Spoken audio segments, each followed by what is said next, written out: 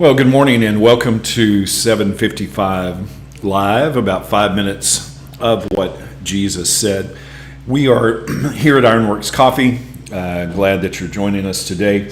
If this little segment of 5 minutes talking about the commands of Jesus is meaningful to you, it's really helpful if you like it, if you share it on social media, if you comment. I appreciate the feedback that we receive. It makes a big difference. You can find a different command of Jesus every weekday at our Bible plan at bible.today.church. Some other resources there just to help you make Bible reading a part of your weekly life. Today's Jesus Said is pretty short and simple, but sometimes pretty difficult to actually live up to. Jesus said, "Don't judge." And this comes from Matthew 7. The verses on the Bible plan are from through verse 3, but we're going to actually read through verse 5 today, where Jesus said, "Do not judge so that you will not be judged. For by the standard," or by the measure that you judge, "you will be judged, and the measure you use will be the measure you receive."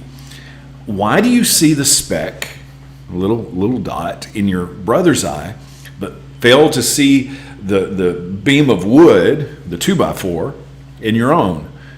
Or how can you say to your brother, "Let me remove the speck from your eye," while there is a beam in your own? You hypocrite! First, remove the beam from your own eye. Then you can see clearly to remove the speck from your brother's eye. Jesus said, "Don't judge." Now, this is something that can be a little bit difficult in our culture right now, because a lot of people take this "don't judge" statement and they use it as an excuse to say, "Hey, don't evaluate me for anything that I'm doing wrong. Jesus said don't judge." This doesn't mean that there's not a standard. This doesn't mean that God's commands are irrelevant. This doesn't mean that God allows us to just do anything that we want to do without any consequences. But what this is talking about is, once again, a heart issue, because Jesus is getting to the heart of the matter. It's not about not having a standard, but our standard is about applying God's word to our lives, not evaluating someone else. It's about comparison, not about not having a standard. Judgment is when we compare our righteousness to someone else's righteousness. And so when Jesus said don't judge, he wasn't saying don't have a righteous standard. What he was saying is don't use your righteousness to evaluate someone else. Because the minute we begin to compare, then we're taking credit for the goodness that really is only God's. We can only give God credit for any goodness that's in us. Because if we see something good in our lives, it's not from ourselves.